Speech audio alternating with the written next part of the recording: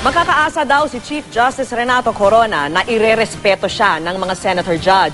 Hiling lang ni Senate President Juan Ponce Enrile, diretsa sanang sagutin ng punong maestrado ang mga itatanong sa kanya. Nakatutok si Lay Alves.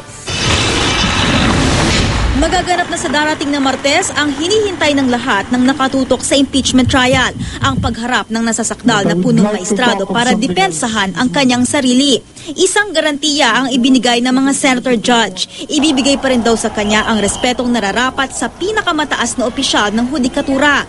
Napagkasundoan na raw ito ng mga senator judge ayon kay Presiding Officer Senate President Juan Ponce Enrile. Hindi pwede siyang insultuhin, hindi siya pwedeng i-harass, hindi siya pwedeng pahihiyain. Sa tingin ni Enrile, hindi naman sasalagin ni Corona ang mga tanong na ipupukol sa kanya sa pamamagitan ng pag-invoke ng right against self-incrimination. Siyempre, sasabihin niya yung kanyang istorya, no? Dapat lang. So pwede po ba siya mag-invoke ng mga right against self-incrimination?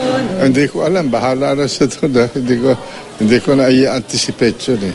Pero karapatan niya pong mag-invoke ng mga ganyan. Lahat ng testigo ko eh. Pero palagay ko hindi niya gagawin yun eh. Bakit po? Hindi ko masasabi yun. Ganito rin ang inaasahan ni Senador Coco Pimentel mula sa punong maestrado.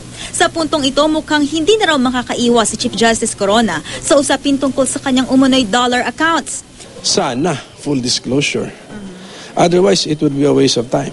The purpose of offering the testimony of the Chief Justice is precisely to rebut what they believe, what the team, the defense panel, believes has been proven.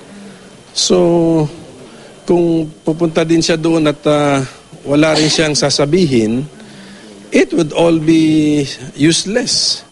Inaasahang tatagal ng 2 araw ang testimonya ng Chief Justice.